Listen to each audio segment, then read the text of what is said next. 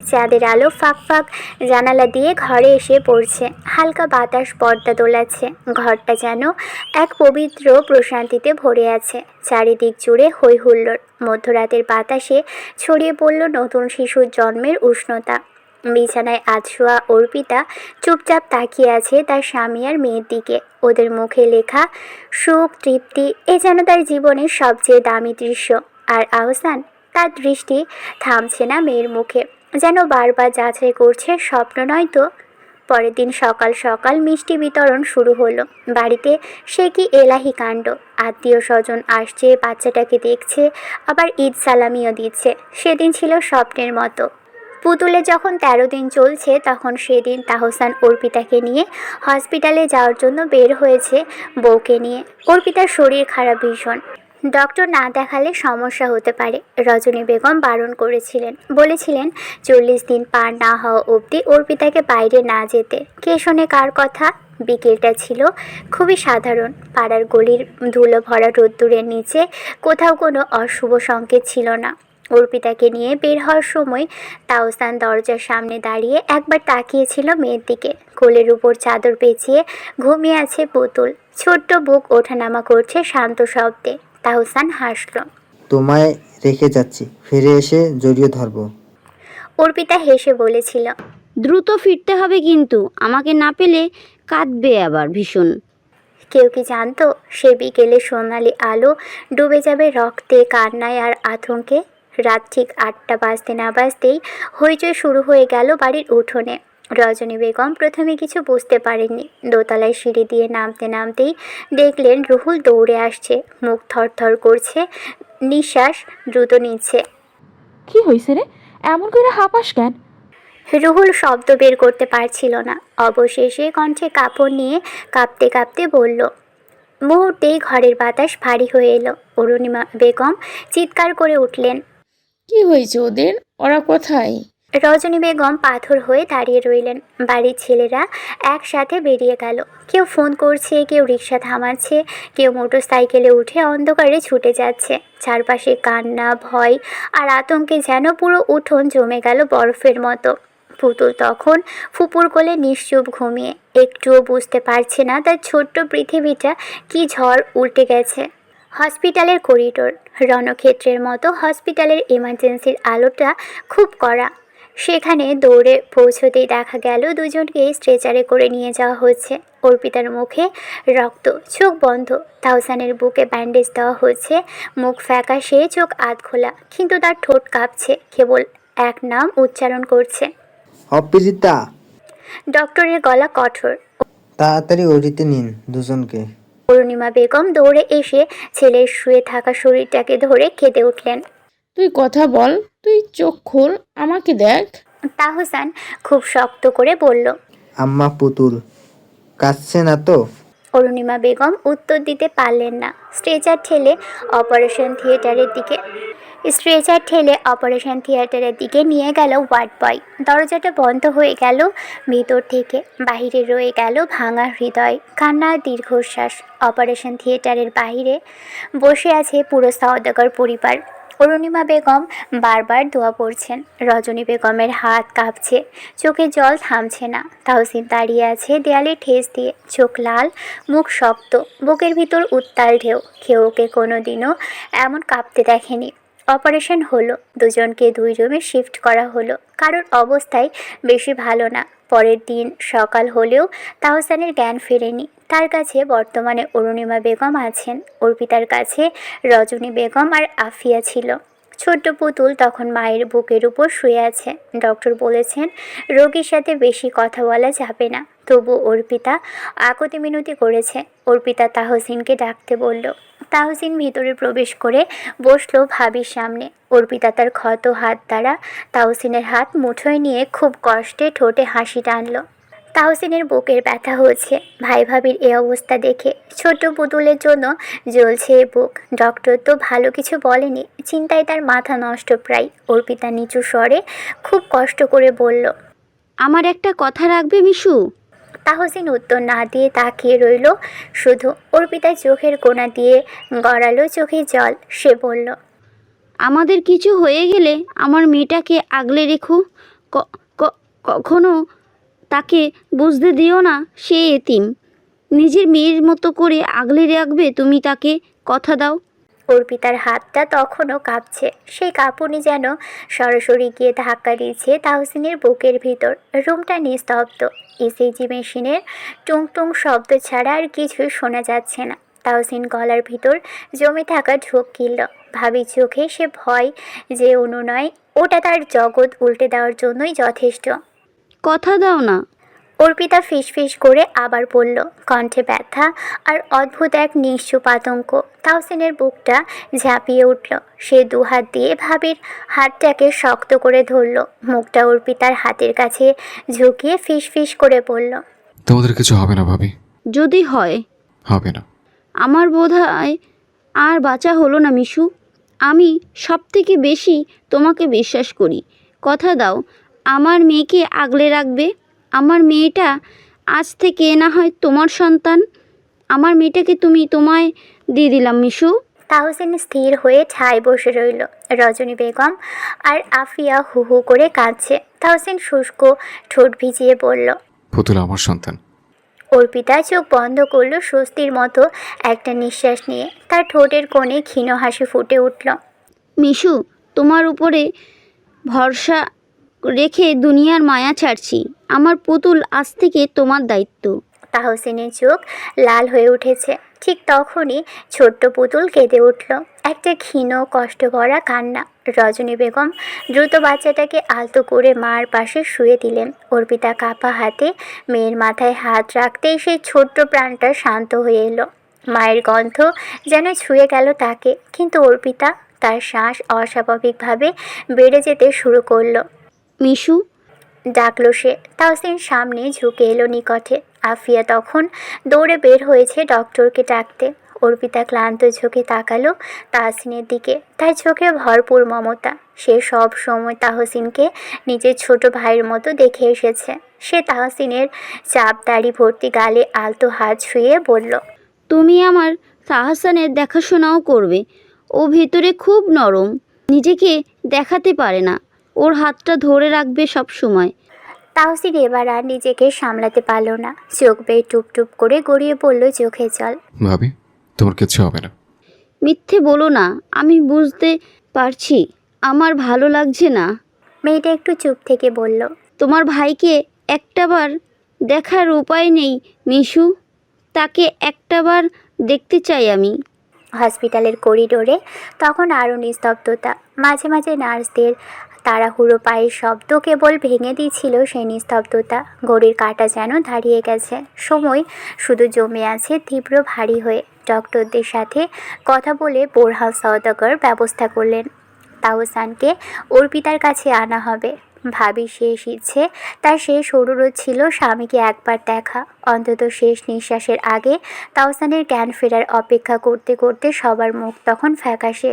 তাহসানের অবস্থাও স্থির নয়, জ্ঞান নেই। শরীরে যেন একসাথে 100গুলো আঘাত চেপে ধরেছে। 2 কেবিনের মাঝে দরজা খোলা হলো। ওয়ার্ড বয় আর 2 নার্স মিলে খুব সতর্কভাবে স্ট্রেচার ঠেলে নিয়ে এলেন তাহসানকে। তার বুক ব্যান্ডেজে মোড়া, শ্বাস ভারী, চোখ আধা বন্ধ, অচেতন, অথচ মুখে কষ্টের রেখা স্পষ্ট। অর্পিতা তখন চোখ আধা খোলা, শ্বাস নিতে কষ্ট হচ্ছে ভীষণ। মেয়ের ছোট্ট আঙুল তার হাতে আঁকড়ে আছে, কিন্তু তার দৃষ্টি বারবার দরজার দিকে, যেন অপেক্ষা করছে প্রিয় মানুষটার জন্য। নিঃশব্দে দরজা খুলে গেল। স্ট্রেচার আনা হলো ধীরে ধীরে। অর্পিতা ভাঙা কণ্ঠে বলল, মিশু, ও এসেছে? তাহসিন তার পাশে বসে কাঁপা গলায় বলল। হুম। অর্পিতা 2 হাত বাড়াতে পারল না। শরীরটা খুবই দুর্বল। ধীরে মাথা ঘুরিয়ে তাকালো স্বামীর দিকে। অচেতন তাহসান, নিঃশ্বাস ভারী, ঠোঁট ফ্যাকাশে, তবুও সেই মুখিত তার জীবন, তার ভালোবাসা, তার সব কিছু। তার ঠোঁট কাঁপল। তুমি এসেছো? আমি আমি আমি তোমাকে শেষবার দেখছি তাহসান। আমায় একটাবার দেখবে না তুমি? তাহসিন হাত দিয়ে অর্পিতার মাথা ধরে একটু উঁচু করে দিল যাতে সে স্বামীর মুখটা ভালো করে দেখতে পারে। অর্পিতা তাকালো, যেন সেই দৃষ্টির মধ্যেই লেখা ছিল হাজার বছরের ব্যাকুলতা, ভালোবাসা, অপার আকুলতা। তারপর খুব কষ্টে হাত বাড়ালো। তাহসিন দ্রুত বুঝে নিয়ে তার হাতটা ধরে নিয়ে আলতো করে এনে রাখলো তাহসিনের বন্ধ মুঠোর উপর। দুটো হাত ছুঁতেই একটা হালকা কম্পন পেল অর্পিতার শরীর জুড়ে। তার চোখ জলে ভরে উঠল। খুব কষ্টে সে ফিসফিস করে বলল, তুমি আমার জীবনের সুখ ছিলে। আমাদের আর একসাথে পথ চলা হলো না। আল্লাহ তোমাকে ভালো রাখুক। মেয়েটা চোখ ঘুরিয়ে তাহসিনের দিকে তাকিয়ে কাঁপা কাঁপা কণ্ঠে আবারও বলল, আমার কথা রেখো মিশু। আমার পুতুল ও যেন কখনো বাবা মা হারানোর কষ্ট না পারে। ও তোমার মেয়ে, শুধুই তোমার। তারপর সে ধীরে ধীরে মেয়ের মাথায় আলতো চুমু খেলো। ছোট্ট পুতুলও যেন বুঝলো কিছু, কেঁদে উঠল হালকা স্বরে। অর্পিতা মেয়ের কপালে ঠোঁট ছুঁয়ে বলল, আমার সোনা মা। তার শ্বাস তখন দ্রুত ওঠানামা করছে, মুখটা সাদা হয়ে এসেছে, চোখের পাতা ভারী হয়ে আসছে। তাহসিন বারবার বলছে, ভাবি তোমার কিছু হবে না। ভাবি, ভাবি চোখ খোলা রাখো, ভাবি কথা বলো। অর্পিতা শেষবার তাহসিনের হাতটা শক্ত করে ধরে বলল, আমার কথাটা রেখো মিশু। এটাই ছিল তার শেষ কথা। নিঃশব্দে থেমে গেল সব কিছু। মনিটরের টুংটাং শব্দ থেমে গিয়ে সোজা একটানা শব্দে ঝাঁকুনি দিল পুরো রুমে। রজনী বেগম চিৎকার করে উঠলেন। অরুণিমা বেগম মেঝেতে লুটিয়ে পড়লেন। তাহসিন স্তব্ধ হয়ে গেল। কিছুক্ষণের জন্য নিঃশ্বাসও যেন বন্ধ হয়ে গেল তার। আর সেই অচেতন আহসানের হাতের উপর নিথর হয়ে আছে অর্পিতার হাত, যেটা সে শেষ নিঃশ্বাস ত্যাগ করার আগে স্পর্শ করেছিল। তাহসিনের মনে কেবল একটা কথাই গুঞ্জরিত হতে থাকে, পুতুল তোমার সন্তান, আজ থেকে সে তোমার মেয়ে। ছোট্ট দুধের শিশু রেখে সেদিন অর্পিতা দুনিয়ার মায়া ছেড়েছিল। আর ঠিক তার দুদিন পর যখন তাহসানের জ্ঞান ফিরল, তখন স্ত্রীর মৃত্যু সংবাদ শুনে সেও দুনিয়ার মায়া ছাড়ল। এই নিষ্ঠুর পৃথিবীর বুকে ছোট্ট পুতুল তখন তাহসিনের বুকে লুকিয়েছিল নিষ্পাপ ফুলের ন্যায়। ছোট বাচ্চাটার তো কোনো দোষ ছিল না, তবুও কেন এতিম হতে হলো তাকে? আল্লাহ হয়তো চেয়েছিলেন তাই। তাহসিন তখন একদম পাথর। ভাইয়ের মেয়েকে সে নিজের মেয়ের স্বীকৃতি দিয়েছিল।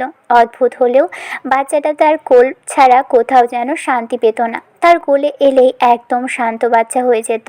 বাড়ির সবাই কত করে বোঝালো গ্রামে পুতুলকে রাখতে। আফিয়া আবদার করলো তার তো সন্তান নেই, সে পুতুলকে নিজের সন্তানের মতোই বড় করবে। তাহসিন এই প্রস্তাব গ্রহণ করেনি। ছোট দুধের শিশুকে নিয়ে সে গ্রাম ছেড়েছিল কিছুদিন পরেই। ঢাকায় গিয়ে বড় একটা ফ্ল্যাট কিনেছিল। বোরহান সওদাগরি কিনে দিয়েছিলেন। সেখানেই তাহসিন মেয়েকে নিয়ে একা থাকতো। প্রথম অরুণিমা বেগম গিয়ে ছেলের সাথে থেকেছিলেন। তারপর হিমি যখন পুতুলের দেখাশোনা শুরু করলো, তখন তাহসিন মাকে গ্রামে পাঠিয়ে দিল। একটা সময় এই স্বার্থপর তাহসিন বাচ্চা মেয়েটাকে নিয়ে ভীষণ কষ্ট করেছে। সেই ছোট্ট পুতুল আজ কত বড় হয়েছে, তাহসিনকে এখন বাবা বলে ডাকে। তাহসিন সিঁড়ি বেয়ে উপরে উঠে এলো। নিজের ঘরে এসে দেখলো পুতুল দুই পা মেলে দিয়ে হিমিকে রাগ দেখিয়ে আঙুল উঁচিয়ে কী যেন বলছে। তাহসিন আসতেই হিমি গম্ভীর নিঃশ্বাস ফেলে ঘরের বাহিরে যেতে যেতে বলল, তোর মেয়ে একদিন আবার পাগল বানিয়ে ফেলবে, তুই সামলা ওকে। পুতুলের ছোট্ট কোলে তাহসিন মাথা রেখে শুয়ে আছে। চোখ দুটো খোলা রেখে মেয়ের মায়াবী মুখশ্রী মানে দৃষ্টি রেখেছে। এই সন্তান তার, পুরো দুনিয়াও যদি তার বিপক্ষে যায় তবুও সে বলবে, এ সন্তান আমার, পুতুল আমার মেয়ে। পুতুল বাবার চুলে যত্ন করে ছোট ছোট হাত দিয়ে বিলি কেটে দিচ্ছে। মাঝে মধ্যে উকুন আনার ভান করে উৎফুল্ল হয়ে বলছে, বাবা, তুমি পচা হয়ে গেছো, তোমার মাথার বড় বড় উকুন হয়েছে জানো। নিজে নিজে বলেই খিলখিল করে হাসছে। তাহসিন মেয়ের বানানো মিথ্যা কথায় আলতো হাসলো, বলল, আম্মা, আপনার হাসিটা খুব সুন্দর। পুতুল যেন বাবার মুখে এমন কথা শুনে বেশ অবাক হলো। সে কি বুঝেছে বাবা তাকে কি বলেছে? বাচ্চাটা কুটুর কুটুর চোখে বাবার বিষণ্ণ মুখখানা দেখে তোতা পাখির মতো তুতু করে বলল, তোমার হাসিটাও খুব সুন্দর বাবা, কিন্তু মায়ের হাসি সব থেকে বেশি সুন্দর। মা যখন হাসে তখন মায়ের দিকে তাকিয়ে থাকতে আমার খুব ভালো লাগে। তাহসিন দেখলো মেয়েটার মুখ, চোখ দুটো চিকচিক করছে মায়ের জন্য। এত ভালোবাসা, এত টান কবে হলো? কবে ময়ূরীকে এত আপন করে নিল মেয়েটা? পুতুল কারোর সাথেই তেমন কথা বলে না, ঠিক ময়ূরীর মতোই। সে সবার সাথে মিশতেও পারে না। ছোট থেকে তাহসিন তেমন একটা মানুষের ভিড়ে রাখেনি, এতে তাহসিনেরই ভীষণ অস্বস্তি হয়। পুতুল হঠাৎ কিছু একটা মনে মনে করে বলে, বাবা, আমায় একটা পুতুল কিনে দেবে? তাহসিন বলল। আপনারা তো ঘর ভর্তি পুতুল আম্মা, নতুন পুতুল দিয়ে কি করবেন? সহসা পুতুল ঠোঁট উল্টে বলল, মামাকে দেব। ফাহাদ? তাহসিন ফাহাদকে অনেক খেলনা কিনে দিয়েছিল এ বাড়িতে নিয়ে আসার পর। বাচ্চাটার মুখখানা ভেসে উঠল চোখের সামনে। গালে গাল লাগিয়ে আদুরে কণ্ঠে বলা দুলাবাই ডাকটা শুকনো ঢোক গিলল সে। পুতুল বাবার চোখের কোণায় টলমলে পানি দেখে মন খারাপ করে বলল, সবাই তোমাকে খুব বকেছে, তাই না বাবা? আমি সবাইকে বকে দেব, বলবো আমার বাবাকে কেউ বকবে না, না হলে আমি কিন্তু কারোর সাথে কথা বলবো না। তাহসিন মৃদু হাসলো। খানিকক্ষণ পর সে মেয়েকে তৈরি করে ঘরে বাইরে বের হলো। নিচে বোরহান সওদাগর, অরুণিমা বেগম এবং আফিয়া অপেক্ষা করছে তার জন্য। বাহির থেকে স্পষ্ট সওদাগর বাড়ির মানুষদের কণ্ঠস্বর শোনা যাচ্ছে। শাশুড়ি আর দাদা শ্বশুর এসেছে বোধহয়, তারা আম্মার আব্বার সাথে কথা বলছেন। ময়ূরী ঘরে বসেই পুতুলের মা ডাক্তার শুনতে পেল। ফাহাদকে বারে বারে ধমক দিয়ে জিজ্ঞেস করছে, এই মামা, সত্যি করে বলো, আমার মা কোথায়? ফাহাদ পুতুলের প্রশ্ন শুনে উত্তর দিল। আপা তু গারে। পুতুল মায়ের ঘরের সামনে এলো। ময়ূরী চাতক পাখির ন্যায় দরজার দিকে তাকিয়েছিল পুতুলকে দেখার জন্য। পুতুল সাদা একটা জামা পরেছে, কোমর সমান চুলগুলো বাবা যত্ন করে দুপাশে বেনি করে দিয়েছে। পায়ে একটা পুতুল জুতা পরে বুকে গোলাপি রঙের একটা বেড়াল পুতুল শক্ত করে জড়িয়ে ধরে ছলো ছলো চোখে মায়ের দিকে তাকিয়ে আছে। ময়ূরীর চোখ ঝাপসা হয়ে এলো। বিছানা থেকে নেমে দুহাত বাড়িয়ে দিতেই মেয়েটা ছুটে এসে মায়ের বুকে হামলে পড়ল। ময়ূরী মেয়েটাকে বুকে আঁকড়ে নিয়ে মাথায় চুমু খেয়ে বলল, মা তুমি এসেছো? পুতুল বলল, তুমি আমায় রেখে এসেছো কেন? জানো আমি কত কেঁদেছি। ময়ূরী মেয়েকে নিয়ে বিছানায় বসলো। বাচ্চাটার চোখের দিকে ফের পানি মুছিয়ে দিয়ে আদুরে গলায় বলল, সরি। আমায় কেন নিয়ে এলে না? ময়ূরী উত্তর দিতে পারল না। পুতুল ঠোঁট উল্টে ফের জড়িয়ে ধরল তাকে। তার ভাষ্যমতে ময়ূরীর অবয়ব থেকে মা একটা ঘ্রাণ পায় সে।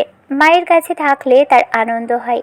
এক রাতেই ময়ূরীর মনে হলো 1টা বছর ধরে সে পুতুলকে দেখে না। ময়ূরীর মায়া হলো খুব। বাচ্চাটার দোষ কোথায় এখানে? বাবা মায়ের জন্য মেয়েটা কষ্ট পাচ্ছে। পুতুল চুপটি করে মায়ের বুকে পড়ে রইল। এখানেই তো শান্তি, ভরসা, সুখ। হঠাৎ দরজার সামনে একটা লম্বাটে কালো ছায়া এসে থামল। ময়ূরী ছায়াখানা দেখে মুখ ফিরিয়ে নিল। সে জানে এই ছায়ার মালিককে, চেনে সেই পুরুষকে। মেয়েটা দৃষ্টি নত করে পুতুলকে বুকে জড়িয়ে ধরে বসে রইল। তাহসিন ব্যথাতুর চোখে সেই দৃশ্য দেখে এগিয়ে এলো গুটি গুটি পায়ে। ময়ূরীর পাশে এসে দূরত্ব রেখে বসলো। কারোর মুখে তখন কোনো কথা নেই। কী বা বলবে তাহসিন?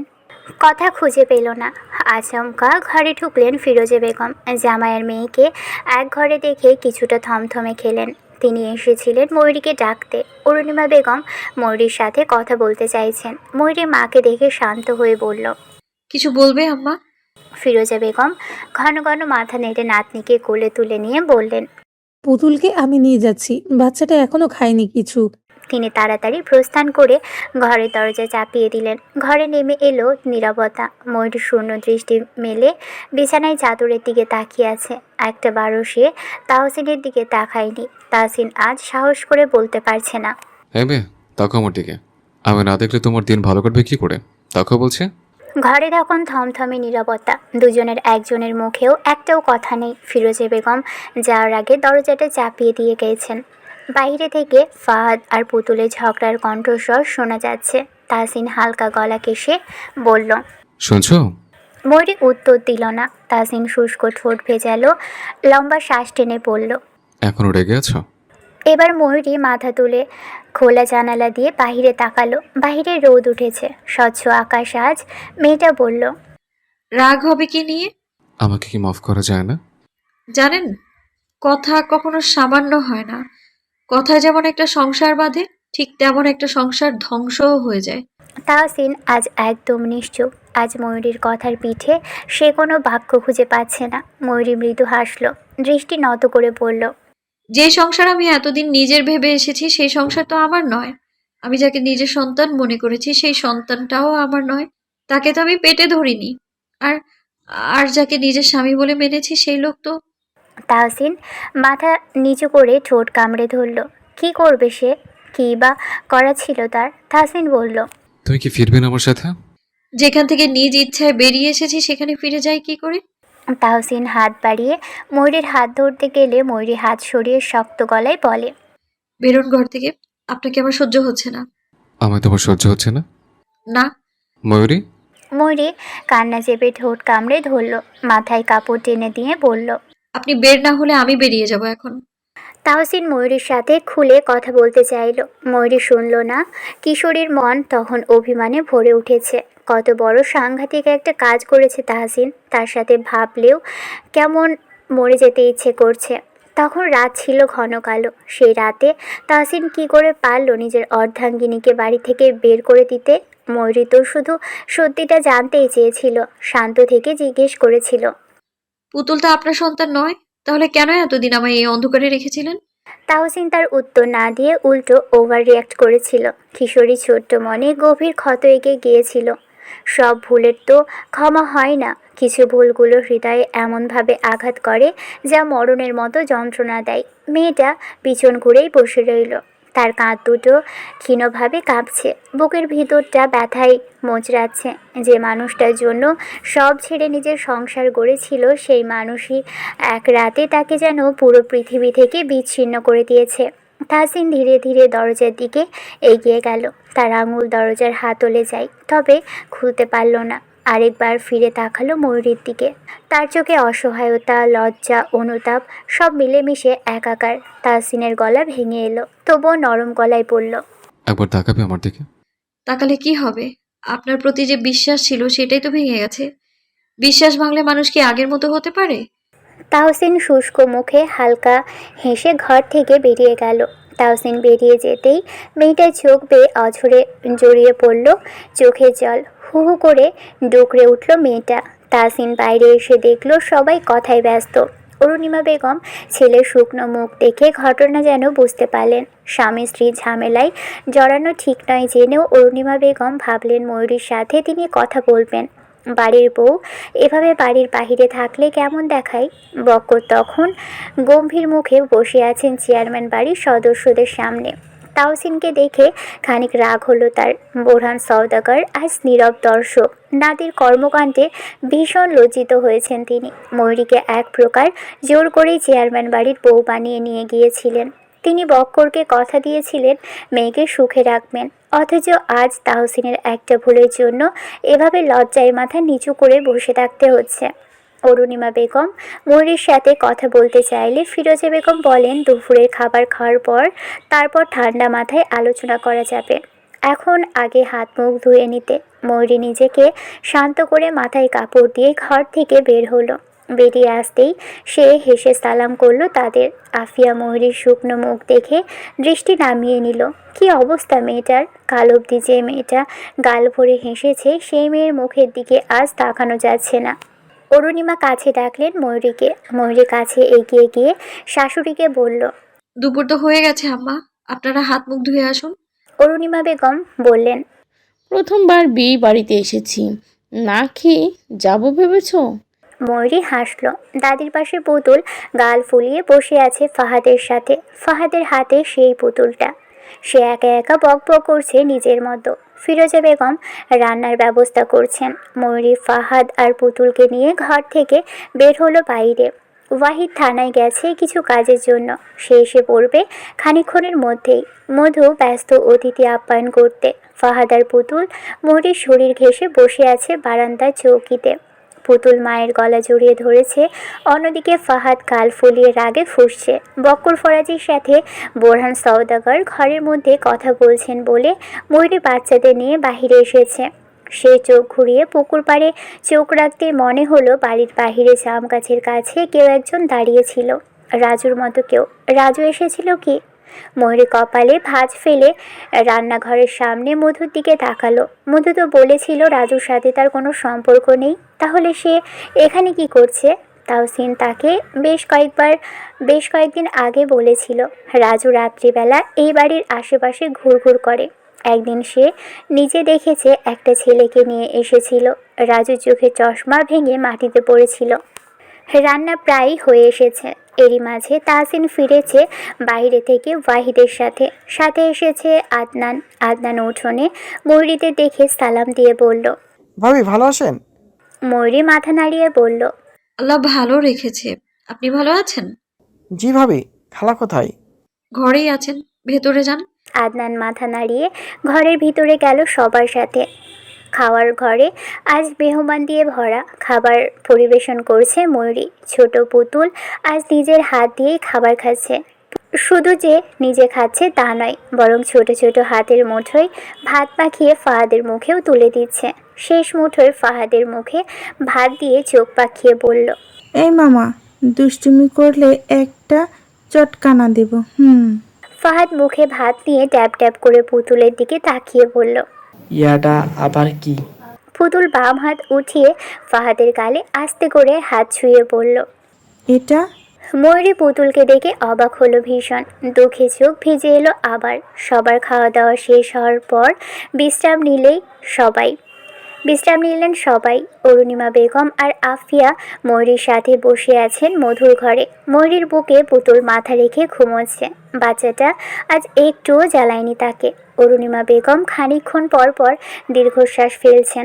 আফিয়া ময়ূরীর পাশেই বসে আছে। দেখো মা, আমি জানি না কার কাছে কি শুনেছ, কিন্তু বাড়ি ছেড়ে চলে আসাটা কি ঠিক হয়েছে? ময়ূরী পুতুলের মাথায় হাত বুলিয়ে দিতে দিতে বলল, নিজেদের কথা বাড়ির মানুষ জেনেছে, এতে আমার ভীষণ লজ্জা করছে আম্মা। কিন্তু আমার কিছুই করার নেই। আপনার ছেলে অন্যায় করেছে, এটা কেন মানতে পারছেন না? আমি তো একবারও বলিনি তাওসান অন্যায় করেনি। সে অন্যায় নয়, পাপ করেছে। শুধু কি আপনার ছেলে দায়ী? আপনারা কেউ দায়ী নন? মুখের উপর এমন একটা কথা বলে ময়ূরী নিজেই হতভম্ব। সে ঠোঁট কামড়ে ধরল। তবুও মনে হলো ভুল তো কিছু বলেনি সে। দোষ শুধু তাহসিনকে দিলেই হবে না, সাথে তো পুরো পরিবারও ছিল। অরুণিমা বেগম খানিকক্ষণ চুপ থেকে বললেন, তা তো আর অস্বীকার করতে পারি না, অন্যায় তো করেছি। দেখো মা, ভুলটা শুধু তাওসিনের না, আমাদেরও। আমরা কোন দুঃসাহসে তোমাকে এত বড় সত্যি না বলে রেখেছি ভাবলেও আমার নিজেরই লজ্জা করে। তুমি পুতুলের বিষয়ে জানলে কি করে? ময়ূরী শুষ্ক গলা ভিজিয়ে বলল, আপনি আর দাদি সেদিন রান্নাঘরে পুতুলকে নিয়ে কথা বলছিলেন। পুতুল যে আপনার ছেলের সন্তান নয় সেটা আমি ওই দিনই জেনেছিলাম। বড় ভাবিকে জিজ্ঞেস করেছি সত্যিটা বলতে, কিন্তু ভাবিও আমায় পুরো সত্যি কথাটা বলেনি। দরজার সামনে তখন মধু এসে দাঁড়িয়েছে। সন্ধ্যা নেমেছে আরও অনেকক্ষণ আগে। মধু তাহসিনের আম্মাকে ঘরের বাহিরে ডাকলো একটু। আফিয়া তখন ময়ূরীর হাত মুঠোয় নিয়ে কাতর গলায় বলল, তুমি বাড়ি ফিরে চলো ময়ূরী। ময়ূরী মাথা নাড়ালো। চোখের পাতায় জল জমে উঠলেও সে কান্না আটকে রাখলো। বাচ্চাটা ঘুমোচ্ছে, তার বুকের উপর শ্বাস পড়ছে হালকা। এমন মায়ার সন্তান, অথচ সে নিজের পেটের সন্তান নয়। আফিয়া বলল, তুমি ফিরে গেলে সব ঠিক হয়ে যাবে, দেখবে। ময়ূরী মাথা নিচু করে পুতুলে চুলে আঙুল চালালো। সব ঠিক হয় কিভাবে? বিশ্বাস ভেঙে গেলে কি আবার গড়া যায়? আমি মানছি তাহসিন দোষ করেছে, তাই বলে সংসার ছেড়ে দিবে? ছাড়তে তো চাইনি, ছেড়ে দিতে বলা হয়েছে। এটা ভুল ময়ূরী। ময়ূরী উত্তর দিল না। আসলেই কি ভুল? ময়ূরী লম্বা নিঃশ্বাস টানলো। কি করবে সে? এটুকু বয়সে এমন একটা পরিস্থিতির মুখোমুখি হতে হবে কখনো ভাবেনি। খানিকক্ষণ পর ফিরোজা বেগম এলেন মেয়ের কাছে। তিনি বসলেন মেয়ের পাশে। পুতুল তখনও মায়ের কোলে শুয়ে। ফিরোজা বেগম আর চোখে নাতনির মুখ দেখে বললেন, তারা নিতে এসেছেন তোকে, কেন রাজি হচ্ছিস না? আজ বাদে কাল নুপুরের বিয়ে, বাড়ির বউ বাড়িতে না থাকলে কেমন দেখা যায়? ময়ূরী আশ্চর্য হয়ে বলল, এখন মানুষকে দেখানোর জন্য সেখানে যেতে হবে আমায়? যাবি না কেন? বিয়ে হয়েছে, শ্বশুর বাড়ি যাবি না? সংসারকে দেখবে। সংসার করতে হলে এমন ছোটখাটো ঝামেলা হয়েই থাকে, তাই বলে সংসার ছেড়ে দিবি? কেমন কথা? আমি থাকলে কি তোমার খুব বেশি অসুবিধা হবে আম্মা? ফিরোজা বেগম হঠাৎ সাংঘাতিক এক বাক্য আওড়ালেন। তিনি রেগে গিয়ে বললেন, এখন কি তাই তোকে আজীবন খাওয়াবো আমরা? তাই যদি হতো তাহলে তোকে বিয়ে দিয়েছি কেন? মায়ের মুখে এমন কথা শুনে ময়ূরী চোখ তুলে তাকালো একদম মায়ের মুখ পানে। মায়ের রাগান্বিত বদন পানে। শ্বাস আটকে এলো মেয়েটার। শ্বাস আটকে মায়ের কথা হজম করার চেষ্টা করলো। সব কথা কি হজম হয়? হয় না। তারও হলো না। মেয়েটা শুষ্ক ঠোঁট ভিজিয়ে বলল, আম্মা, বাপের বাড়ির এক মুঠো ভাতের দাম যে এতটা জ্বালা ধরাবে কোনোদিনও ভাবিনি আমি। যে ঘরে বড় হয়েছি আজ সেই ঘরে নিজের জন্যই লজ্জা লাগছে আমার। তোমাদের বাড়িতে যে ভাত আমি ছোটবেলায় হাত ছুঁয়ে খেতাম, আজ সেই ভাত যেন আমার আমার জন্য বোঝা হয়ে গেছে, তাই না আম্মা? মেয়ে হয়ে জন্মানোটাই সত্যি বড় দোষ, খুব বড় অপরাধ। ময়ূরীর কথা শেষ হতেই ফিরোজা বেগম স্তব্ধ হয়ে গেলেন নিজের বলা কথায়। এত বড় একটা কথা তিনি বলতে পারলেন মেয়েকে, এত ভারী একটা কথা। এতদিনে নির্ভরতা, বিশ্বাস, ভালোবাসা সব কেমন এক মুহূর্তে তার কথার আঘাতে ভেঙে খান খান হয়ে গেল। আফিয়া নিঃশব্দে মুখ ফিরিয়ে নিল। সেও যেন লজ্জা পেল ময়ূরীর সামনে। মেয়েটা আর কিছু বলল না, শুধু দু চোখের পাতা ভিজে উঠল, কিন্তু কান্না নামতে দিল না। যেন চোখের জলের প্রতিটা ফোঁটা এখন তার আত্মসম্মানে পাহারা দিচ্ছে। ফিরোজা বেগম এবার একটু শান্ত হয়ে বললেন, আমি আমি রাগের মাথায় বলে ফেলেছি। এমন কথা মানুষ বলে? ময়ূরী ঠোঁট কামড়ে ধীরে পড়ল, যে বাড়িতে মেয়ে বড় হয় সে বাড়িতেই মেয়ের থাকার জায়গা থাকে না, তাহলে আর কি বলবো আম্মা? ফিরোজা বেগম মুখে আঁচল চেপে দৌড়ে বের হলেন ঘর থেকে। আফিয়া নিঃশব্দে প্রস্থান করল। ময়ূরী দরজার দিকে তাকিয়ে রইল কিছুক্ষণ। মায়ের বলা কথাখানা যেন বুকে খুব লেগেছে। মনে হচ্ছে কেউ বুকের ভিতর ছুরি দিয়ে লাগাতার আঘাত করছে। ময়ূরী দরজার ফাঁক দিয়ে মায়ের দৌড়ে চলে যাওয়া দেখল। ঘরটা হঠাৎ অদ্ভুত নীরব হয়ে গেল। শুধু পুতুলের ছোট ছোট শ্বাস ওঠানামা, এটাই যেন একমাত্র জীবন্ত শব্দ। মেয়েটা নিজের বুকের ভিতর হাত রেখে দেখল, সেখানে ব্যথা হচ্ছে সত্যি। সে সেই ব্যথাটাও চেপে রাখল, যেন কাটলে লাঞ্ছনা আরও বাড়বে। রাত নামলো। পুরো গ্রাম তখন শান্ত। সওদাগর বাড়ির মানুষজন চলে গেছেন। তাহসিন নিজেকে নিয়ে থেকে গেছে। ময়ূরীর ঘরে শুয়ে আছে তিনজনে। পুতুল মায়ের শরীর জড়িয়ে ধরে আরাম করে ঘুমোচ্ছে। ময়ূরী কিংবা তাহসিনের চোখে ঘুম নেই। বিয়ের এতদিনে কখনো ময়ূরীর সংসার জীবনে এত বিষণ্ণতার আঁচ পায়নি। তবে আজ কেমন যেন বিষের মতো লাগছে এই সংসার, জীবন, বাস্তবতা। ময়ূরী চোখ বন্ধ করে শুয়েছিল। হঠাৎ তাহসিনের কণ্ঠস্বর পেয়ে অন্ধকারে চোখ খুলে তাকালো। এ অন্যায় কেমন করে যেন করে ফেলেছে। গত কয়েক বছর ধরে পুতুলকে নিজের জীবন বলে ভেবে এসেছে। পুতুল যেন আমার মস্তিষ্কে আঠার মতো লেগে থাকে সবসময়। ও আমার বড় ভাইয়ের মেয়ে। ওর মা বাবা মারা যাওয়ার আগে পুতুলের দায়িত্ব আমায় দিয়ে গিয়েছিল। ভাবি শেষ নিঃশ্বাস ত্যাগ করার আগে আমার হাতটা শক্ত করে ধরে পড়েছিল। মিশু, আমার মেয়ে আজ থেকে তোমার। কোনোদিনও তাকে মা বাবার অভাব বুঝতে দিও না। আমি কখনো বিয়ে করতে চাইনি জানো। সবসময় ভেবেছি বিয়ে করলে বোধহয় আমার মেয়েটাকে অবহেলায় বড় হতে হবে। ভেবেছি পুতুলকে আমি ভালো রাখতে পারবো না। তাহসিন থেমে গেল একটু। অন্ধকারে তার কণ্ঠ যেন আরও ভারী শোনালো। ময়ূরী নিঃশব্দে তাকিয়ে আছে। পুতুলের মাথা তার বুক থেকে গড়িয়ে বিছানায় পড়েছে। মেয়েটা গভীর ঘুমে। তাহসিন আবার বলল, তোমার মতন কাউকে পেয়ে আমি সাহস করেছিলাম তোমার সংসার করতে। ভেবেছিলাম তুমি যেহেতু কোমল, যত্নশীল, তুমি পুতুলকে নিজের সন্তানের মতোই দেখবে। তাই তাই সত্যিটা বলতে পারিনি। সবসময় একটা ভয় আমাকে খেয়ে ফেলতো। যদি তুমি দূরে সরে যাও, যদি ভাবো তোমার স্বামী একজন পরের বাচ্চাকে নিয়ে পড়ে আছে, আমার সেই ভয়ে আমাকে অন্ধ করে দিল। আমি ভেবেছিলাম সত্যিটা জানলে হয়তো ওর প্রতি তোমার মায়া কমে যাবে। ময়ূরী শুষ্ক গলায় বলল। কিন্তু সত্যিটা লুকিয়ে রেখে কি পেলেন?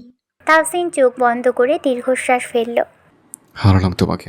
মেয়েটা চুপ। তার বুকের ভিতর হাহাকার উঠল, তবুও চোখের জল নামতে দিল না। তাহসিন কাঁধ সোজা করে বলল, ময়ূরী, সেদিন রাতে আমি রেগে গিয়েছিলাম। তুমি প্রশ্ন করেছিলে, আর আমি নিজের অপরাধে লজ্জা পেয়ে ভয়ে রাগেই তোমাকে দূরে ঠেলে দিয়েছি। তোমার কণ্ঠে সত্যিটা শুনতে পারিনি বলে তোমাকে আঘাত করেছে। আমি জানি সেদিনের আচরণের কারণে আমাকে কোনোদিন ক্ষমা করবে না তুমি, কিন্তু বিশ্বাস করো, ওটা রাগ নয়, ওটা ছিল আমার ভয়ের চূড়ান্ত রূপ। ভয় কিসের? আমি তো আপনারই ছিলাম। আপনার স্ত্রী, আপনার সংসার, আপনার সন্তানকেও নিজের সন্তানের মতোই ভালোবেসেছি। তাহলে আমাকে কেন ভয় পেলেন? কারণ তুমি আমাকে যতটা বড় করে দেখেছ, আমি ততটা বড় মানুষ নই। আমি খুব সাধারণ, খুব ভীত। ময়ূরী চোখ ঘুরিয়ে পুতুলের মুখে তাকালো। শিশুটার শান্ত নিঃশ্বাস কেমন যেন হৃদয়ে ধাক্কা দিচ্ছিল। সে ধীরে বলল, আমার প্রতি বিশ্বাস ছিল না আপনার। ঘরটা আবারও নীরব, কেবল দূরের খোলা রাস্তায় কুকুরের ডাক শোনা যাচ্ছিল। তাহসিন আরেকটু কাছে এসে খুব ধীরে বলল, তুমি সত্যই কিশোরী, তবে তুমি এই সংসারকে আমার চেয়ে বেশি সামলেছ, কিন্তু আমি তোমাকে ভেঙে দিয়েছি। যদি পারো একটুখানি সুযোগ দিও ময়ূরী। ময়ূরীর চোখ বন্ধ করলো। তার বুকের ভিতর যেন ঝড় বইছে। ভালোবাসা আছে, আছে অভিমানও, আর আছে এমন এক ক্ষত যা সহজে সারবে না। কিছুক্ষণ পর সে বলল, সত্যিটা লুকিয়ে ভুল করেছেন আপনি, কিন্তু তার চেয়েও বড় ভুল করেছেন সেদিন রাতে আমাকে বের করে দিয়ে। একজন মেয়ের নিজের ঘর থেকে বেরিয়ে যাওয়া আরেকটা মৃত্যুর মতো। আমি ভেবেছিলাম এই বুঝি পুতুলের বাবা পিছু ফিরে আমায় জড়িয়ে ধরবে, বুকে জড়িয়ে ধরে বলবে আমায় ছেড়ে যেও না। কিন্তু আফসোস, আপনি আপনার অর্ধাঙ্গিনীকে চিনতেই পারেননি। এত দুঃখ বোধ হয় এইটুকু জীবনে কখনো পাইনি। যার কাছে নিজের দুঃখ বলবো সে নিজেই আমার দুঃখ হয়ে সামনে হাজির হলো। তাহসিনের বুকটা থমকে গেছে যন্ত্রণায়। অন্ধকারে তার নিঃশ্বাস যেন আটকে যাচ্ছে। মেয়েটার প্রতিটা শব্দ তার বুক ভেদ করে ঢুকছে তীক্ষ্ণ ছুরির মতো। সে হাত বাড়িয়ে ময়ূরীর মাথার কাছে রাখতে গিয়েও থেমে গেল। ময়ূরী সরল না, আবার এগিয়েও এলো না। দুজনের মাঝখানে কয়েক ইঞ্চির দূরত্ব, অথচ এই দূরত্বটাই আজ বিশাল এক দেয়াল। দুজনে তখন চুপ। পুতুল হালকা নড়ে চড়ে উঠেছে। বাচ্চাটা ঘুমের ঘোরে বারে বারে মা বলে ডাকছে। মিষ্টি কণ্ঠে মা ডাকটা শুনে ময়ূরী চোখ ভিজে উঠল। সে তো মা নয়, তবু এ বাচ্চাটার মুখে মা ডাকটা শুনলে ভিতরটা ঠান্ডা হয়ে যায়। মেয়েটার গলাটা ভেঙে এলো। পুতুলের মাথায় কম্পিত ঠোঁট রেখে বিড়বিড় করে বলল, পেটে না ধরলেও পুতুল তো আমারই মেয়ে। নীলচে সাদা জ্যোৎস্নার আলোয় গ্রামটা অন্য এক পৃথিবী। রাতে নারকেল গাছগুলো ডালে ছায়া লম্বা দোল খাচ্ছে, যেন হাউতোয়া ছুঁয়ে দিলে তারা গল্প বলবে ফিসফিস করে। উঠোনের এক কোনায় পুরনো কুয়োর পাশে একটা কলস রাখা, তার গায়েও জ্যোৎস্নার আলো নরম হয়ে লেগে আছে। কোথাও একটা কুঁড়ে ঘরের দরজার ফাঁক দিয়ে কুপি জলার হলুদ আলো চিকচিক করছে। দু চারটা পোকা সেই আলোয় উড়ে বেড়াচ্ছে। গোধূলির পর থেকেই উঠানটা ঠান্ডা, এখন তো আরও। মাটির উপর হাত বোলালে শীতল অনুভূতি। উঠোনের ধারে বসে থাকা কেউ যদি আকাশের দিকে তাকায়, চাঁদটাকে দেখে মনে হবে এই জ্যোৎস্না যেন পুরো গ্রামটাকে গায়ে মেখে দিচ্ছে। দূরে কোথাও রাত জাগা পাখির এক আধটা ডাক, মাঝে মাঝে কুকুরের ঘেউ ঘেউ, আর সব মিলিয়ে এক নিখুঁত শান্ত জ্যোৎস্না ভেজা গ্রামের রাত। মধুমিতা বক্কর ফরাজির বড় কন্যা। ময়ূরী এবং মধু দুজনেই চুপচাপ স্বভাবের। ময়ূরী যা একটু চঞ্চল, মধু মোটেও নয়। সে পাখির মতো উড়ে বেড়াবে, তাও কারোর সঙ্গ ছাড়া। তার ভাষ্য মতে সঙ্গী থাকার চেয়ে একা একা ঢের ভালো। এইচএসসি দেওয়ার পর থেকে বিয়ের প্রস্তাব এসেছে বিভিন্ন জায়গা থেকে, কিন্তু তার আব্বা বারণ করেছেন প্রত্যেকবার। তবে এখন বক্কর ফরাজি বড় কন্যার বিবাহ নিয়ে ভাবছেন। তার ধারণা মেয়েকে দিয়ে আর পড়াশোনা হবে না। তিনি সব সময় চেয়েছেন মেয়েদের শিক্ষিত বানাবেন, দুই মেয়ে পড়াশোনা করে নিজের পায়ে দাঁড়াবে। মধুকে নিয়ে আশা ভাঙলেও ছোট মেয়েকে নিয়ে তার এখনও অনেক আশা। তিনি জানেন ময়ূরী একদিন অনেক শিক্ষিত হবে, পড়াশোনা করে নিজের পায়ে দাঁড়াবে। যখন মেয়ের ভালো জায়গায় চাকরি হবে, তখন বক্কর ফরাজি মেয়ের সামনে গর্ভে বুক টান টান করে দাঁড়িয়ে মুখে দারুণ হাসি টেনে বলবেন, আমি জানতাম আমার ছোট আম্মা একদিন এ পর্যায়ে আসবে, আব্বার স্বপ্ন পূরণ করবে। আজ মনে হচ্ছে এই পুরো পৃথিবীর মধ্যে বক্কর ফরাজি সবচেয়ে সুখী মানুষ। কবে আসবে সেই দিন? মেয়েকে যে বিবাহ বন্ধনে আবদ্ধ করেছেন তিনি। তাহসিনের পরিবার নিয়ে বর্তমানে মেয়েটার উপর ঝড় বয়েছে। সংসার জীবনে ঢুকে পড়াশোনা যেন ভুলেই গেছে মেয়েটা। স্বামী, সন্তান, সংসার নিয়ে ভাবনা চিন্তার শেষ নেই তার। ময়ূরী সদ্য ষোড়শী কিশোরী হলেও মেয়েটার দায়িত্ব আকাশ সমান। 16 বছর বয়সী এক কন্যার পক্ষে 4 বছরের সন্তান সামলানোটা চারটিখানি কথা নয়। বক্কর ফরাজি উঠোনের মাঝ বরাবর দাঁড়িয়ে আকাশের দিকে তাকালেন। চাঁদের আলোয় তার বয়সের রেখাগুলো আরও স্পষ্ট দেখাচ্ছে। মেয়ের কথা মনে পড়তেই বুকের ভিতর কেমন শুকনো দীর্ঘশ্বাস জমে উঠছে। ময়ূরী এখন যে অবস্থায় আছে তা সে নিজেই চেয়েছিল, নাকি সময় তাকে ঠেলে দিয়েছে? এই প্রশ্নের উত্তর তিনি এখনও জানবেন না। দু চোখ বন্ধ করলে বক্কর যেন দেখতে পান স্কুলের বোরখা পরা শুরু করণের মেয়েটা কাঁধে ব্যাগ ঝুলিয়ে দৌড়ে বাড়ি ফিরছে। হাঁপাতে হাঁপাতে বলছে, আবার দেখো, আজ বিজ্ঞানে 82 পেলাম। সেই চোখে ঝিলিক, সেই উত্তেজনার হাসি, সবই যেন হারিয়ে গেছে সংসারের জটিল ঘূর্ণিপাকে। এখন ময়ূরীর মুখে হাসি কমে গেছে আগের তুলনায়। বেশি কথা বলে না সে। প্রতিদিনই এরকম ক্লান্ত নিস্তেজ শিশুটাকে বুকে নিয়ে ঘুম পাড়ায়, রান্নাঘরে ঢুকে বাসন মাজে, এসবের মাঝেই জীবন কাটিয়ে দিচ্ছে। তাহসিনকে নিয়ে সংসার করার চেষ্টা করছে ঠিকই, কিন্তু মাঝে মাঝে তার চোখে এক ধরনের অদৃশ্য ভাঙাচোরা ক্লান্তি দেখা যায়, যা 16 বছরে কারোর চোখে থাকার উচিত না। ষোড়শী কন্যা চায়নি বিয়ে করতে, বরং চেয়েছিল পড়াশুনো করতে। চেয়ারম্যান সাহেব সেটা হতে দিলেন না। নিজের ক্ষমতা প্রয়োগ করে এক প্রকার জোর করেই সওদাগর বাড়ির বউ বানিয়ে নিয়ে গেলেন ময়ূরীকে। আজ যখন তিনি মেয়ের বিষণ্ণ মুখের দিকে তাকিয়েছিলেন, মনে হয়েছিল মেয়েটার ভিতরে চিৎকার করে কাঁদছে। মনে হয়েছিল এই বুঝি বাবার বুকে হামলে পড়ে ডুকরে উঠে অভিযোগ করে বলবে, আব্বা, আমার জীবনটা এভাবে নষ্ট করলে কেন? আমি কি তোমার সংসারের বোঝা হয়ে গিয়েছিলাম? তুমি কেন চেয়ারম্যান দাদাকে বারণ করলে না? কেন বললে না আমার মেয়েকে আমি এখনই বিয়ে দিব না? কেন বললে না আব্বা? ময়ূরী ঘরের ভিতর বিছানায় বসে জানালার বাহিরে তাকিয়েছিল আব্বার দিকে। জ্যোৎস্নার আলো মিলে তার মুখে ছায়া আলো খেলছিল। বুকে ছোট্ট মেয়ে পুতুল আরাম করে ঘুমিয়ে আছে। নরম নিঃশ্বাস, নরম দেহ, যেন জানেই না তার মাকে জীবন কতটা ধাক্কা দিয়েছে এত তাড়াতাড়ি বড় হয়ে যেতে। ময়ূরীর চোখ দুটো স্থির হয়েছিল বাহিরে উঠোনে দাঁড়ানো বক্কর ফরাজির দিকে। চাঁদের আলো পড়ে মানুষের শরীরটা যেন আরও ছোট, আরও ভাঙা দেখাচ্ছে। মেয়েটার বুকের ভিতর হঠাৎ কেমন খচখচ ব্যথা উঠল। ভাবলো, আব্বা কি কাঁদছিলেন? এত দূর থেকেও তার চোখে ভিজে ওঠা পানি কি সত্যি ধরা পড়ে যায় সন্তানের মনে? দীর্ঘক্ষণ সে চুপচাপ তাকিয়ে রইল। তারপর ঠোঁট দুটো শক্ত করে চেপে ধরল। মনে হলো বুকের ভিতর জমে থাকা ক্ষোভ, কষ্ট, আফসোস সবই যেন একসাথে গলা আটকে দিচ্ছে। চুপচাপ ঘুমন্ত পুতুলের কপালে চুমু এঁকে দিল সে। শিশুটার ছোট্ট মাথার গরম ভাবটা তার আঙুলে লাগছে। সে আবছা আলোয় পাশ ফিরে তাকায়। ময়ূরীর শাড়ির আঁচল হাতে পেঁচিয়ে শান্ত হয়ে ঘুমোচ্ছে তাহসিন। বাবা মেয়ে শান্তিতে চোখ বন্ধ করে রেখেছে। তবে আজ কিশোরীর চোখে ঘুম নেই, শান্তি নেই। আছে শুধু এক বুক হাহাকার, যন্ত্রণা, দুঃখ। মানুষ কিছু কিছু ভুল করে যেগুলো কখনো ক্ষমা হয় না, কিংবা ক্ষমা করতে ইচ্ছে করে না। আজ ময়ূরী শক্ত একটা পুরুষকে কাঁদতে দেখেছে। খানিকক্ষণ আগেও সে তাহসিনের বুকেই ছিল। তাহসিন ছোট্ট বউকে বুকে জড়িয়ে ধরে কেমন বাচ্চাদের মতো কাঁদছিল, ফিস ফিস করে হাজারটা কথা বলছিল। মেয়েটা চোখ বন্ধ করে লম্বা শ্বাস টানল। পুতুলকে বাবার পাশে ধীরে শুয়ে দিয়ে দুজনের গায়ে কাঁথা টেনে গায়ের শাড়ি ঠিক করে ঘরের বাহিরে বের হলো। বাড়ির বাহিরে গিয়ে খোলা উঠোনে আবার পাশে গিয়ে দাঁড়ালো সে।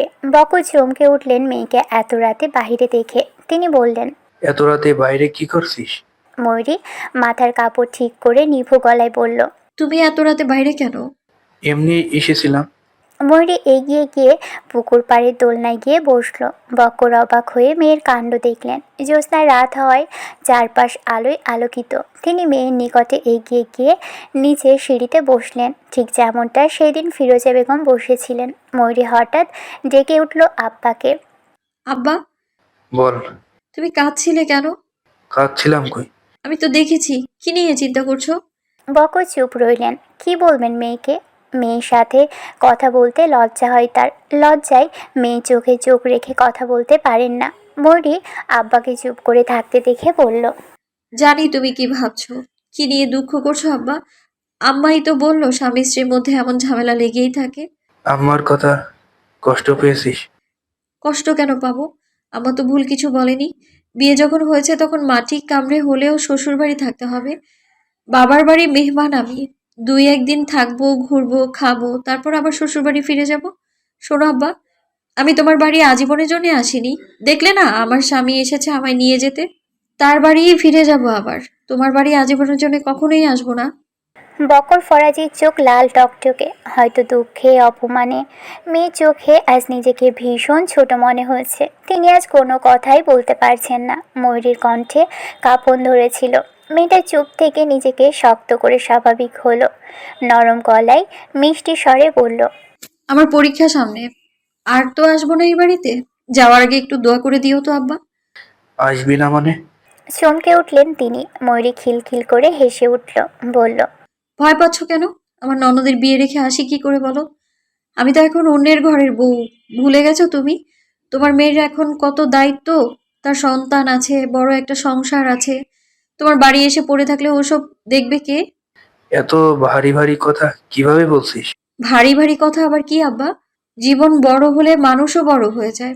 আমার জীবনটা বড় হয়ে গেছে, শুধু বয়সটাই ছোট রয়ে গেছে। ময়ূরীর আব্বার মুখের এমন বেহাল দশা দেখে চিন্তামুক্ত করতে বলল, আমার শ্বশুরবাড়ির সবাই ভীষণ ভালো। পুতুলের বাবার সাথে পুতুলকে নিয়ে ঝামেলা হলেও কখনো অন্য বিষয় নিয়ে আমাদের ঝগড়া হয়নি। উনি যেমন দায়িত্ববান একজন বাবা, ঠিক তেমনি যত্নবান স্বামী। উনিও তোমার মতো করেই আমার যত্ন নেয় আব্বা। লোকটা তোমার মতো করেই আগলে রাখে। আমাকে নিয়ে চিন্তা করছো কেন? মাঝে মধ্যে এমন ঝগড়া হয়েই থাকে। শুকনো ঢোক গেল মেয়েটা। দোলনা থেকে উঠে দাঁড়িয়ে ব্যস্ত হয়ে বাড়ির ভিতর ঢুকতে ঢুকতে বলল, আমায় নিয়ে চিন্তার কিছুই নেই। তোমার মেয়ে সুখে আছে। এত সুখ সবার কপালে হয় না। অনেক রাত হয়েছে আব্বা, ঘুমিয়ে পড়ো। রাত জেগো না যেন। রাতের আধার সরে সরে গেছে। আকাশের পূর্ব দিকে হালকা কমলা গোলাপি আভা ফুটতে শুরু করেছে। বাতাসে একটা কাঁচা ভেজা গন্ধ, যেন রাতভর মাটি ঘুমিয়ে উঠে এখন ধীরে শ্বাস নিচ্ছে। ঘাসে টলটল করে জমে থাকা শিশির বিন্দুগুলো প্রথম রোদে ঝিলমিল করে। পাখিরা তখন একে একে ডেকে ওঠে। প্রথমে কোয়েলের ডাক, তারপর শালিক, দাঁড়কাক, টিয়া, আরও কত কি। সব মিলে আকাশ জুড়িয়ে প্রাণ চাঞ্চল্য ছড়িয়ে যায়। মধু সকাল সকাল ঘুম থেকে উঠেই কোমরে আঁচল গুজে উঠোন ঝাড়ু দিতে শুরু করেছে। আর ওয়াহিদ বারান্দায় বসে বসে বিরক্ত করছে তাকে। আজ পবিত্র জুম্মার দিন। বাড়িতে বোন বনে জামাই ভাত নিয়ে এসেছে বলে তার ব্যস্ততার শেষ নেই। ফাহাদ কুটি কুটি পায়ে ঘর থেকে বেরিয়ে এলো। ফাহাদের চৌকিতে ওয়াহিদকে বসে থাকতে দেখে বলল, কি রে ইনি কি, তুই কি করো? ওয়াহিদ মাথা নিচু করে পাশে তাকায়। ছোট্ট ফাহাদকে দেখে দুহাত দিয়ে উপরে উঠিয়ে কোলের উপর বসায়। মধু ঝাড়ু দিতে দিতে গলা উঁচিয়ে বলে, ফাহাদ ভাই, আব্বাকে ডেকে দে, বল বাজারে যেতে হবে। ফাহাদ ওয়াহিদের শার্টের পকেটে হাত ঢুকিয়ে বলে, আব্বা তু না। ওয়াহিদ বলল, খালো আব্বা বাজারে গেছে আরো ঘন্টাখানিক আগে, মধু জানতো না? সে কাজে মনোযোগী হতেই ফাহাদ মুখ কালো করে বলে, তুমি অনেক গরিব, আমার দুলাভাইয়ের কাছে অনেক টাহা, তোমার টাহা নাই। ওয়াহিদ আশ্চর্য হয়ে বলে, তুই বড় লোককেও চিনিস? চিনমু না কে, শালা তো ডেঞ্জারাস। তোমার শালা কারা? তুই। ফাহাদ চোখ গোল গোল করে তাকায়, পিটপিট করে তাকিয়ে বলে, ও তাহলে টেহা দাও। টাকা দিয়ে কি করবি? বিয়ে করুম। কারে? দুলাভাই বোন। তোর দুলাভাইয়ের বোন কত বড় জানিস? জানি। বিয়ে করে বউকে কি খাওয়াবি? ফাহাদ উত্তর দিল না। এখন তার বিয়ে নিয়ে কথা বলতে ইচ্ছে করছে না। সে পুতুলের কাছে যাবে। পুতুল বোধহয় এখনও ঘুমোচ্ছে। বাচ্চাটা ওয়াহিদের কোল থেকে নেমে ঘরের ভিতরে গেল। ফিরোজা বেগম শবনামদের বাড়িতে গেছেন কিছু দরকারে।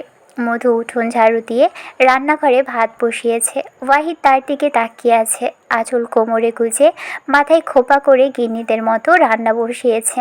মুখের কাছে কিছু চুল এসে খিলখিল করছে। ওয়াহিদ গলা পরিষ্কার করলো, শব্দ করে বলল, শুনছো মধুমিতা? মধু চোখ তুলে তাকায়। ওয়াহিদ আজকাল তাকে তুমি সম্বোধন করে ভীষণ লজ্জায় ফেলে দেয়। অদ্ভুত লোকটা। সে দৃষ্টি সরিয়ে চুলায় লাকড়ি দিয়ে বলল, এত মধুর ডাক আমার পছন্দ হচ্ছে না। হলো কি আজ? এত মিষ্টি করে ডাকা হচ্ছে কেন শুনি? তোর সাথে ভালো ব্যবহার করলে হজম করতে পারিস না কেন? সে আমি বলতে পারবো না। কি হয়েছে সেটা বলুন। ওই একটু একটা ঘরে আমার থাকতে ভীষণ অসুবিধা হয়। কেন? সেখানে আবার কি সমস্যা? বিছানাটা বড্ড ছোট। আব্বাকে বলে ব্যবস্থা করা যাবে। বুঝতে পারছিস না? কি বুঝবো? ওয়াহিদ বারান্দা থেকে বেরিয়ে রান্নাঘরের সামনে গিয়ে ট্রাউজারের পকেটে হাত গুজে পড়ল, তোর ঘরে থাকার ব্যবস্থা করে দে। মধু পিটপিট করে তাকালো। লম্বা চওড়া ছেলেটার মুখের দিকে ঘাড় উঁচিয়ে পড়ল, আমার ঘরে থেকে তো আপনাকে যে ঘর দেওয়া হয়েছে সেটা অনেক ভালো। কে বলছে তোর ঘরটা সুন্দর? কিন্তু সেখানে তো আমি থাকি। আমি না হয় থাকবো হালাল উপায়ে। মধু আশ্চর্য হয়ে বলল, হালাল উপায়ে মানে? ওয়াহিদের মন চাইল মধুর দু গাল টেনে ধরে চোয়ালে দুঘা বসিয়ে দিয়ে চিৎকার করে বলতে, গুগার তুই কি কোনোদিন মানুষ হবি না? আজীবন মাথায় গোবর নিয়ে ঘুরবি, ইডিয়েট একটা। বেচারা মনের দুঃখ মনে রেখে ঠোঁটে জোরপূর্বক হাসি টেনে বলল, আমি শিওর বিয়ের পর তুই 3 বেলা জামাইয়ের হাতে মার খাবি। মধু গাল ফুলিয়ে বলল, বলেছে আপনাকে আমি কেন মার খাবো শুনি? তোর মাথা যে গোবর, এই গোবর নিয়ে সংসার করবি কিভাবে? মধু ভাতের হাঁড়িতে ঢাকনা চাপ দিয়ে বিরক্ত গলায় বলল, সেটা না হয় আমি দেখে নিব। আমাকে নিয়ে আপনার চিন্তা করতে হবে না। আপনারা বাড়ি যাচ্ছেন কবে? সেই তো এলেন, যাওয়ার নাম নেই। তুই কি আমাকে তাড়িয়ে দিতে চাচ্ছিস? মধু মিনমিনে গলায় বলল, পাশের বাড়ির দাদি কি বলেছে জানেন? তিনি মনে করেছেন আপনার সাথে আমার বিয়ে হয়েছে, তাই আপনি ঘর জামাই হয়ে এ বাড়িতে থাকেন। এসব কথা গ্রামে রটাচ্ছে। আব্বা জানার পর হেসেছে অনেক। আবার তো গায়েই লাগলো না, তাই আপনাকে বললাম। ওয়াহিদ নাক সিটকে বলল, নেহা তো আমার ট্রান্সফারটাই শুধু এই ঘ্যারাম হয়েছে, না হলে তোকে নিয়ে আমার বাড়িতে থাকতাম।